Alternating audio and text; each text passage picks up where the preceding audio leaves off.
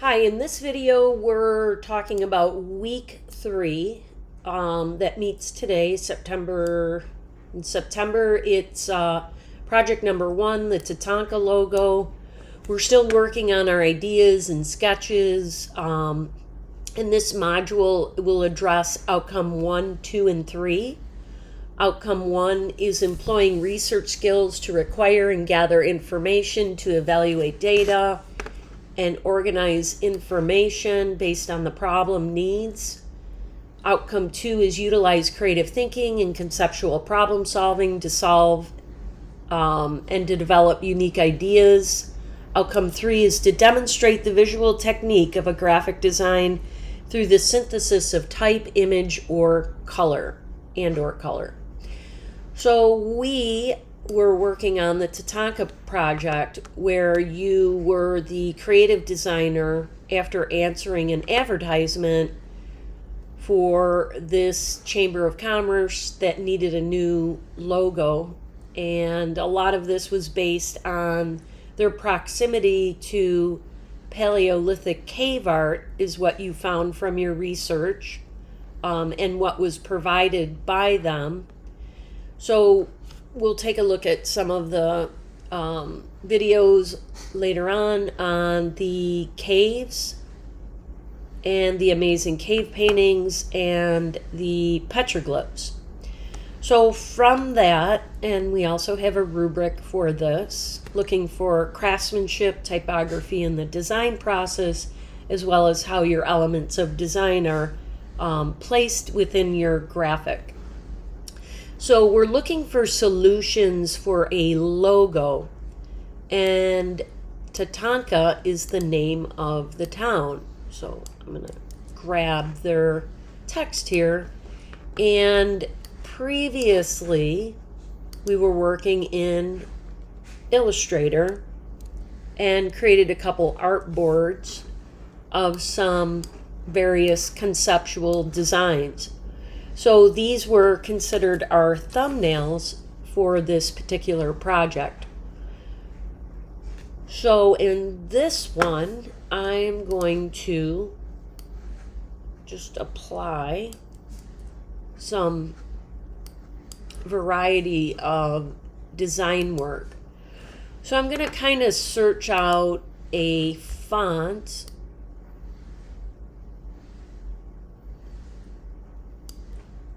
that I feel in this type aspect that has a look and feel of maybe a hand rendering, very simplistic.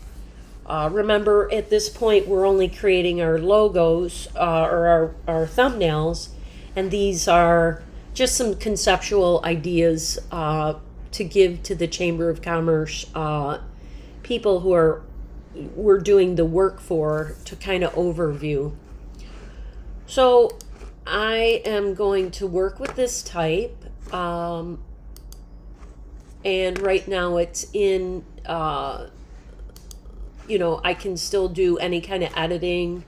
If I had to, I can do spell check on this. It's still functional type. I will be turning this into a image trace, or a type outline, where this now is in outline view. So now each piece of type is held a little bit different. There's pros and cons of doing outlines. One of them is the con would be I don't have the ability to no longer change my tracking in my type. You can see that is totally blocked out. So if I go back in time, prior to making this an outline, I can go back here, I would be able to, work with this type to kind of spread this out. Because sometimes you don't want these pieces of type touching. So this is the area where I'm kind of modifying my type. And I can do this with my tracking. So I can tighten some of this up, loosen some of this so it's not overlapping. Sometimes it's the effect you want. Sometimes for cleaner type, you just want to change this to kind of customize your font. So what I recommend, because we're still in a thumbnail state, is maybe once you get your type set, is to copy this, keep one off the artboard in still type fashion. And if I'm pretty happy with this, with the spacing between each letter, yeah, I guess that should be, it's a little worrisome here. Just separate that just a bit. I'm kind of balancing this. When I get into making this into an outline, I may shove this whole extra piece here over so that I can move this top of the A closer to this space here. I can't do that now because of the way that the font was made, but I am going to do it when I turn this type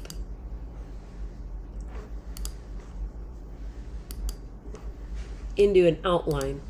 So once this is in outline, if I double click on this swatch, it kind of goes into an isolated mode. Up here you can see that, and I can actually manually move that over. So with these different elements of type, this type of technique can really help clean up your graphics. So I just sort of want to work with this space in here, and I can even kind of tip that type in. It looks a little bit different than the rest of these, but for this example, I'm okay with that just a little bit. I'm just trying to, again, find that spot, that extra space there, and I may tip this K in just a bit to kind of tighten that up. And I'm going to move that in closer to the K to kind of, again, tighten these in. And I'm just double clicking on this type to select it to go into this isolated mode. I'm going to hold the shift button so I get both of these elements because they've been separated once I did the type to outline. And to back out of this, I can click this back button, and now my type is selectable as a piece. So let's say I wanted to put some effects on here. Maybe I want to warp this by putting this in an arc. Now this changes the whole gamut of what I was doing with my tracking with my character, because you can see when I arc this, my font has totally changed. So depending on the radius of this arc will also have an effect. So this is still my original selectable piece, but this is how the type works. I can't, if I double click on this T, it's actually here in this outline. And if I deselect it or move it, it's a little bit more of a challenge with that arc effect on it. So it can cause like problems or more skill sets needed to be able to work with each piece of type individually. You got to really think about what you're selecting, and this type, this piece of type I can edit, but this is the shell of where it is. So if I wanted to, say, change color on this, I'm selecting here and it's affecting there. So it's a little bit more need for understanding of how type is selected. So if I know I want to do this arc, I'm going to click this to undo to get this back to my font prior. Thinking through this on problem solving is sometimes you want to do your effects prior or color changes prior to maybe altering your text. So these are some techniques that can help you kind of problem solve your graphic design concerns. It's just knowing when to make those selections. So I'm going to choose this gradient. I can do some techniques with changing where this color is being affected by my gradient tool here, and take a look at how how it is affecting my type. Another thing I can do with my color is to open my color swatches and actually open up my library if I'm planning on doing gradients. I may want to grab my earth tones and see how these colors that have already been established. You can see these pre-made colors in your library already have the appropriate harmonious color selections and tints to help you with your project. So I can modify this or work with these colors. Maybe I want these bursts, and I can go back here, back to my effects, go back to warping, and pop in that upper arch. And you can get the idea of how this will look if this preview button is selected. So I'm just getting ideas, just peeking at this, seeing how this may or may not work. It's good to supply your client with not only visuals for thumbnails, but also type. So it's not always just a graphic. We were working with circles in a previous class, and we'll go ahead and see how this might fit within a circle. We're using layers to determine where that layer sits on our type.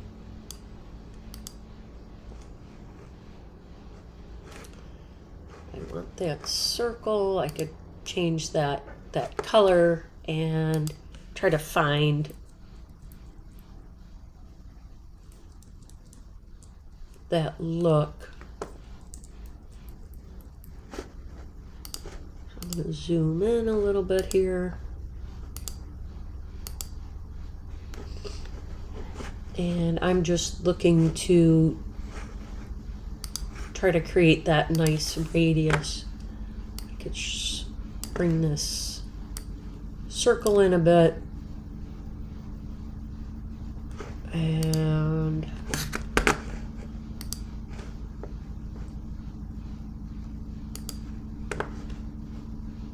I'm going to apply a new effect of this arch to try to modify this just a bit to try to find that radius of this circle so that these sort of pair up together.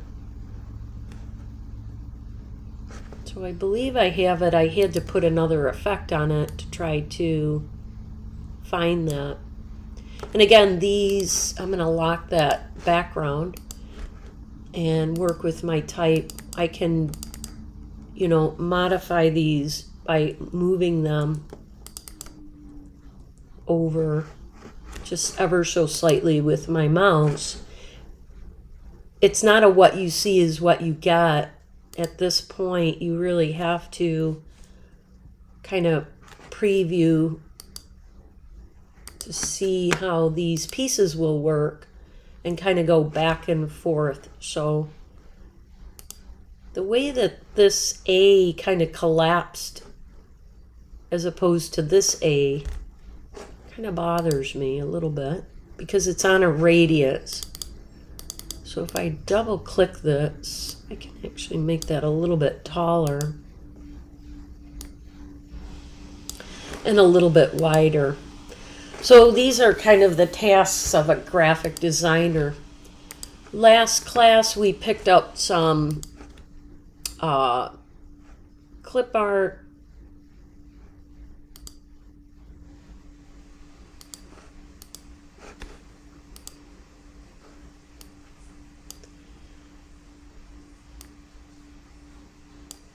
and we also put these into image trace.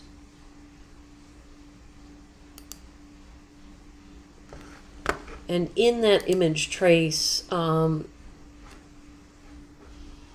have to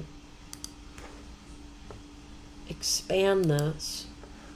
So once I expand it in my layer, that expansion gave me all the elements. I'm going to turn off that white background that came in with that graphic and kind of work with these elements.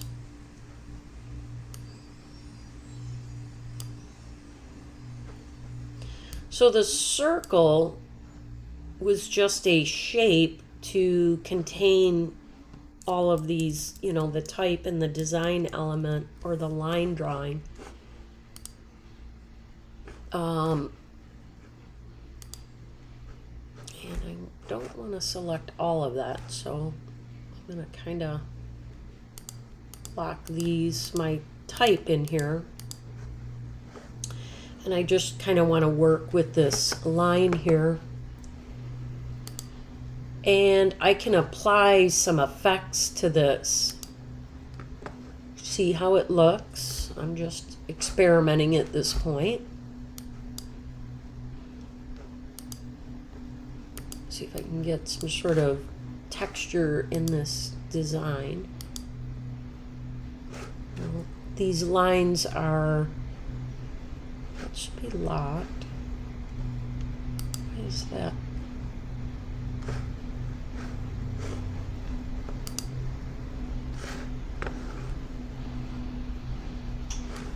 That's all locked. Okay. And I'm just working with this line.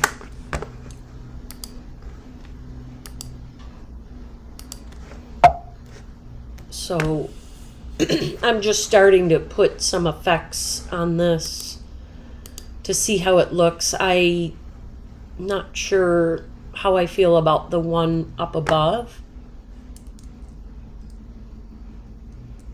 So I am going to undo that.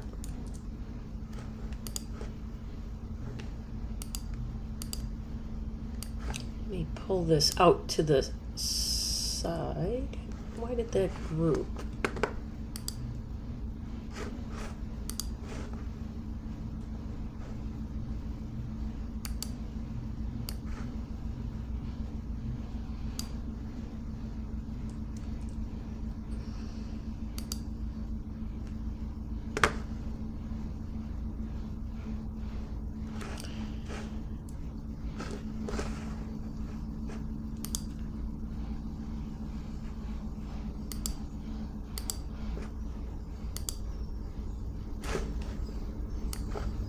There we go. I was just having a challenge pulling this buffalo out. Whoa, what is happening here? I don't know why that moved. I don't have it selected and it's locked, and it's just curious as to why it's still selected. So I'm going to have to go backwards on here to figure this out, because something strange is happening with my little Tatanka logo. Let me go back in time.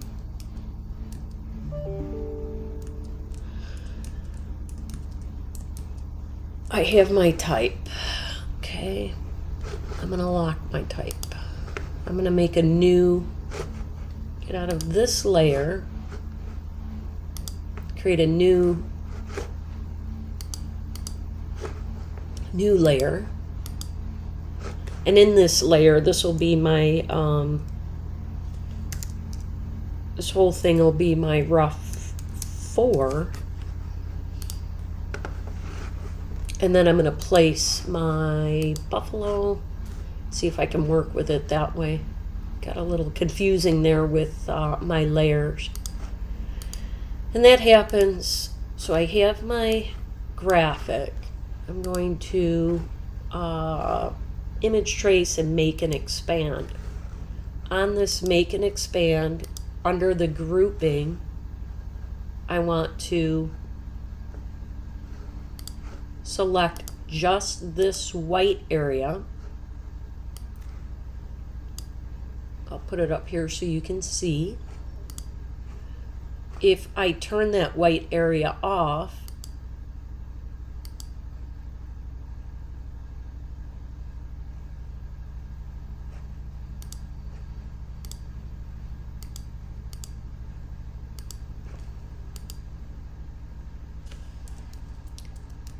this is weird. I don't think my video is handling this graphic very well. I have it duplicated. It's strange. I'll move the whole thing here. I don't know what happened on this slide, but I didn't duplicate that graphic. But my audio is not showing that this is no longer there, which is weird. But I'm going to, nonetheless, this is expanded. Make and expand.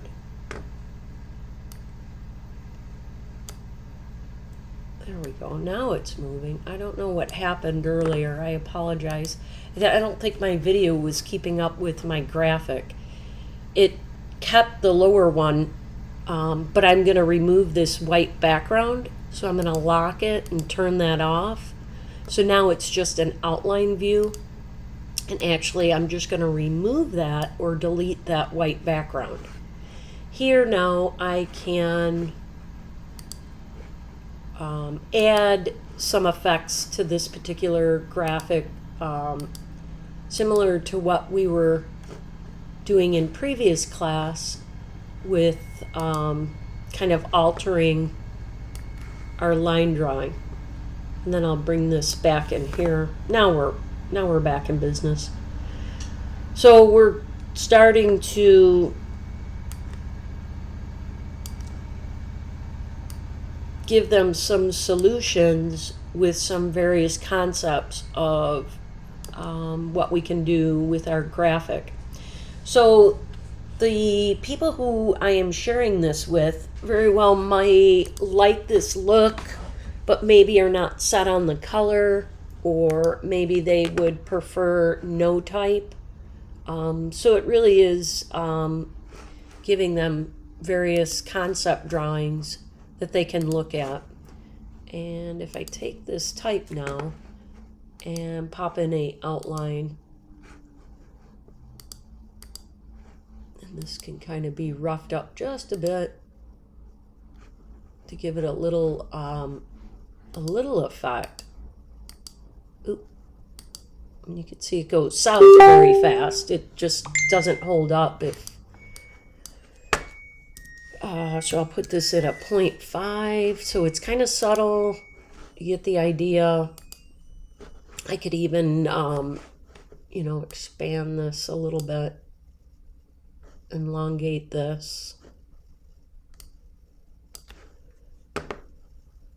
bring my design down.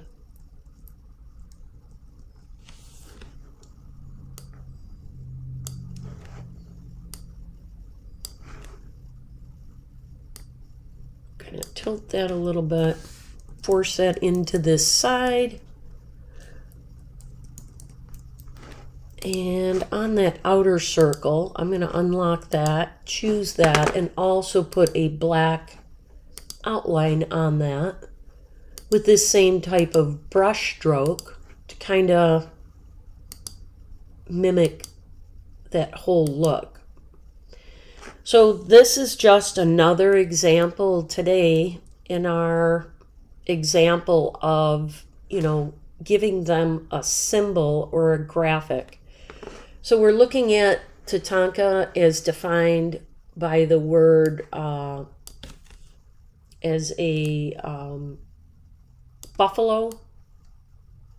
We're giving them shapes and graphics, some variety of color choice, some elements that they could look at to decide what, maybe what their people like the most. And that's very important as a conceptual designer, is to give your client choices where they can look at things, maybe discuss it over a group of people. You may or may not be in that meeting.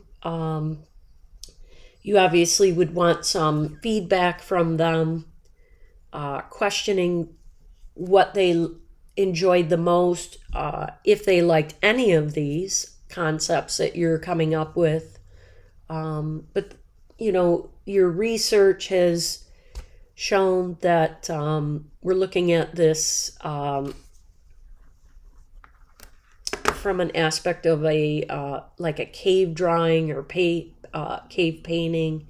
The elements of design might be a little bit rougher in the sketching, but you've also provided them with some nice, simple, clean lines. So a variety will help them and you kind of problem solve this. So we'll move on to the next one, and you'll just continue on with these conceptual drawings. So how I found these, we're looking for our clip art, and we went to the Noun project, which was a free icons. We typed in buffalo or bison.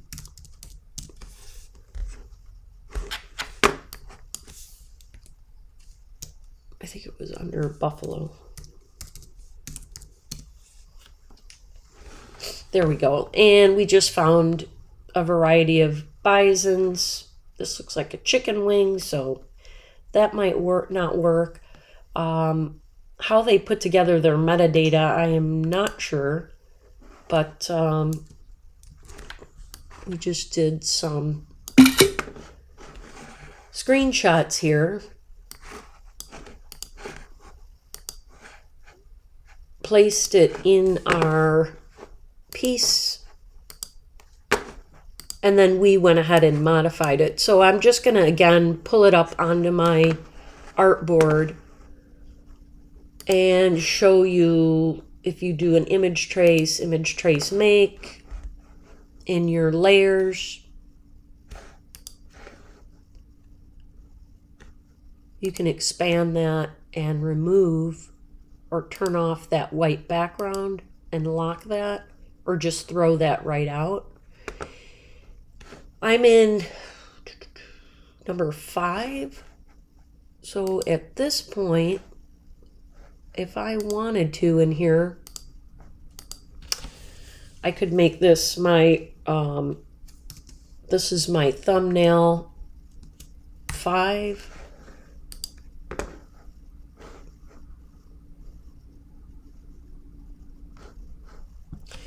And I'm going to drag all of this thumbnail work into that number 5.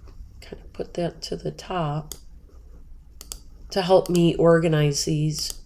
So I called that a rough. That's really a thumbnail.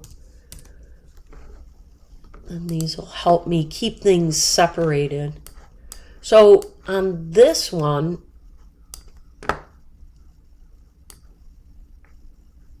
you know, I just did a copy paste and I'm in thumbnail 5.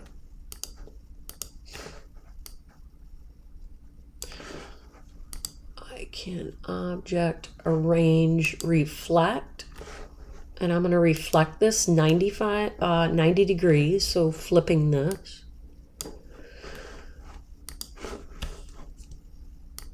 Designers love to put stuff in circles to contain our work.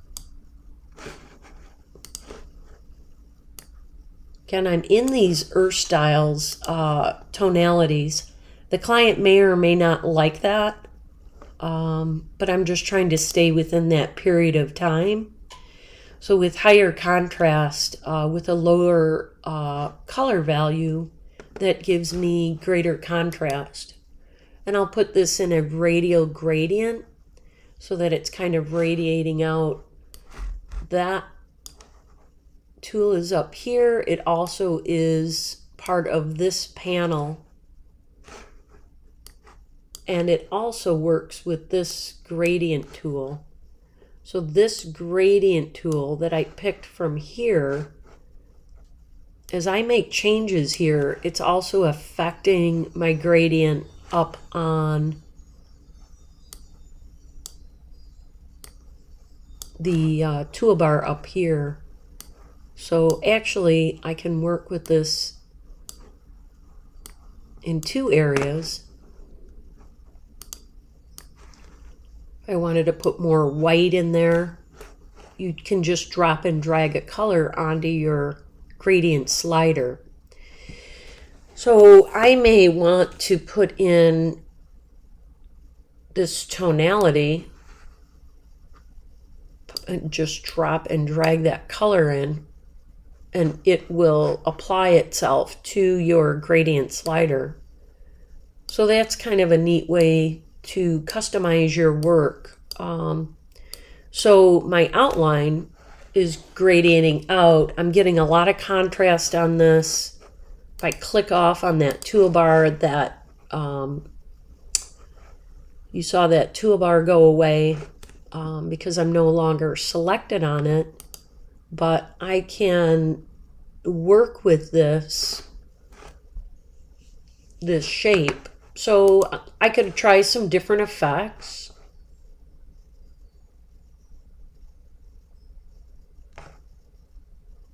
I usually don't do this on a giant graphic like this, but we'll take a peek at what pucker and bloat will do. This will distort our little buffalo in good ways and bad ways, as you saw. Some of this is just too... There's something you could do with this, but I don't think it's great for a little logo like this. Could be fun for maybe a video, but it makes it challenging, you know, for a logo like this to contain lines. If you had to resize something like that with all these lines, it would be a huge challenge, but you get the idea. This kind of goes in these directions, but I kind of like this gritty look. And I'm gonna zoom in on this because I was too far out to really see what I was doing from afar. But let's see.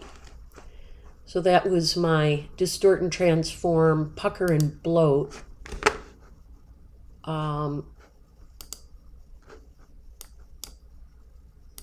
I'm going to go on with the same effect on this, but there we go. Maybe that refines it a little bit. I want to find that earthy color. So I'm kind of getting this tonality or texture in my graphic that I'm looking for that makes it look a little bit more like a cave drawing. So I'm going to see what I can do in some of these brushes. I lost my horn here. I don't think these are going to work as well as I think. Cancel that out. I lost my horn, so I had one, nice white one. So when I make these backups, I'm going to copy paste that. We'll solve one thing at a time instead of me jumping ahead doing a few things. I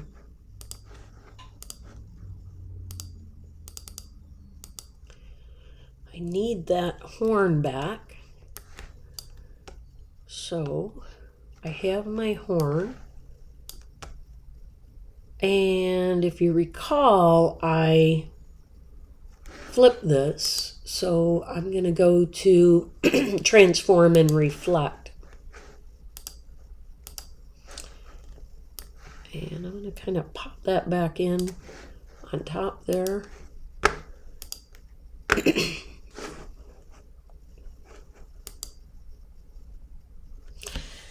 And that may be an example of what I would give them. If I'm worried about some of these edges in here, I'm using the direct selection tool around the outline, and I just kind of want to clean that edge up. So I can actually pull these lines here, these anchors, to kind of smooth this out, or remove that anchor entirely by deleting an anchor point, and that'll kind of smooth this out. Too many points can kind of create a problem here. I didn't want it to look like a strange mouth, the way that was looking. So just kind of clean that up a bit. Still has that rough, gritty look to it. This is becoming more of my graphic every time I work with it. So we also talked about trademarking on our graphics last class. And I want this a nice pure black. So I'm going to make sure that this is my, like a rich black, by typing in CMYK at 100%. This has to do with our printer. Some rich blacks on printers are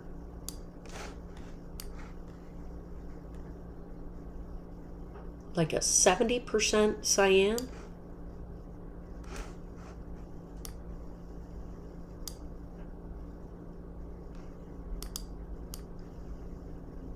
With 100% black. So I just wanted that drop shadow,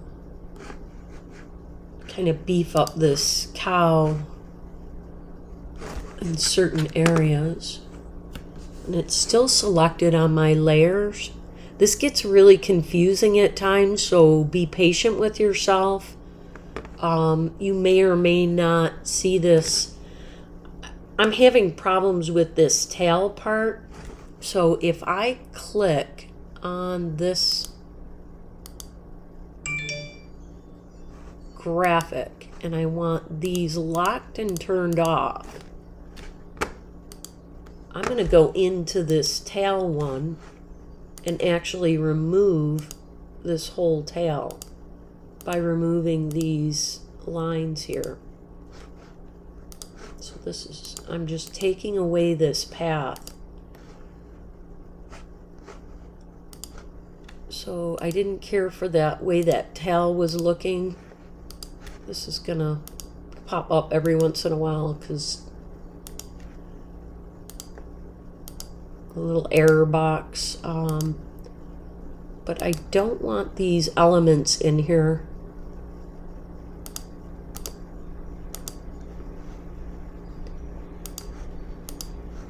So I'm trying to grab the path, but sometimes it's hard to see where the path is. So that's what that little message box is telling me.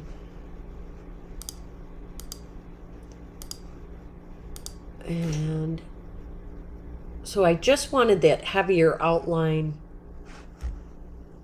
And I may just select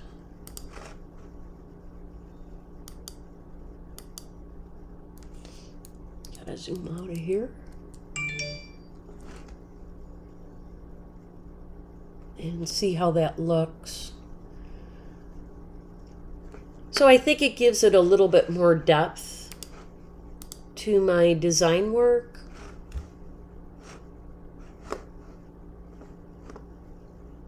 And I will explore this one, you know, for maybe more potential usage.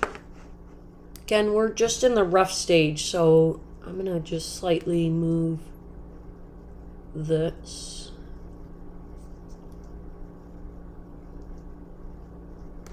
It'll kind of clean up that tail. So I moved it in just a bit. This is, I've got my background selected. If you don't understand what I'm doing, I'm moving that black background. So if I make this really big, you kind of get the idea. I kind of like how this color, this rich nutty brown color, almost the color of leather, is sitting on top of that black. And it's got like a nice pattern outline.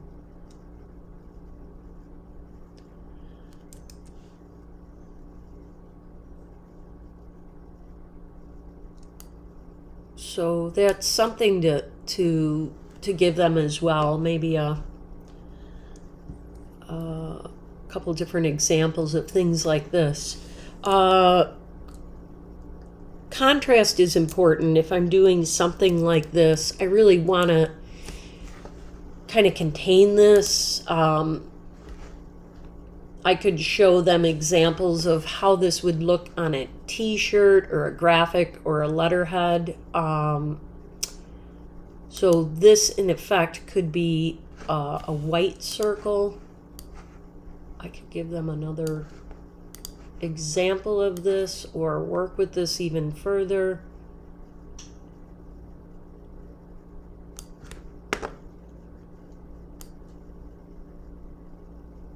And I'm holding the shift button down to use my constraints.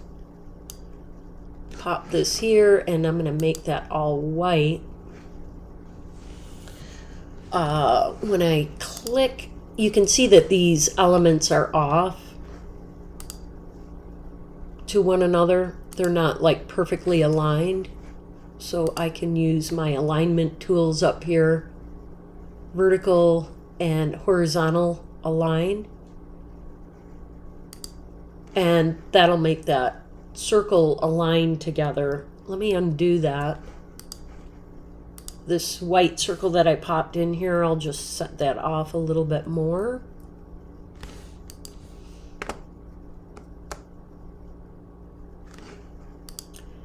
And how you can align these is to choose your two circles and align them horizontally and vertically, and then they will align.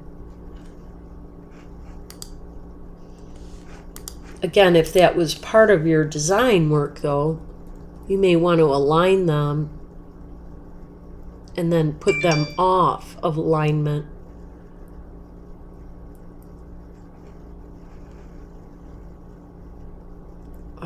Some people may or may not like that little extra space in there.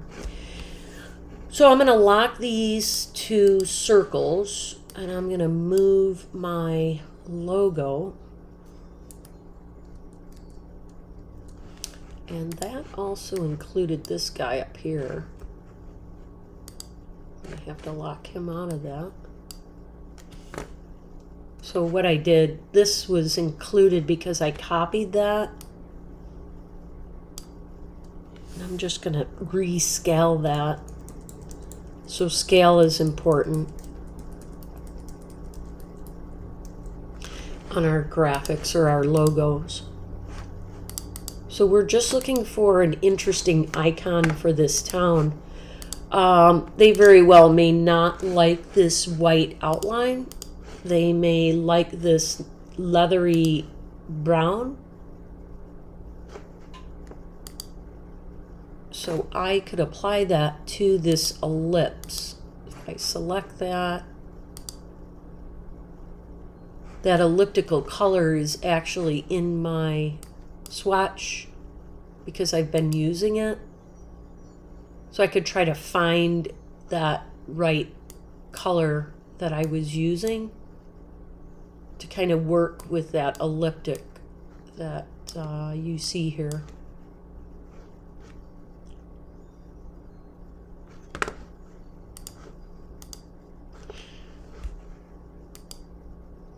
So I chose this earth tone because this radius is picking up from behind that white circle.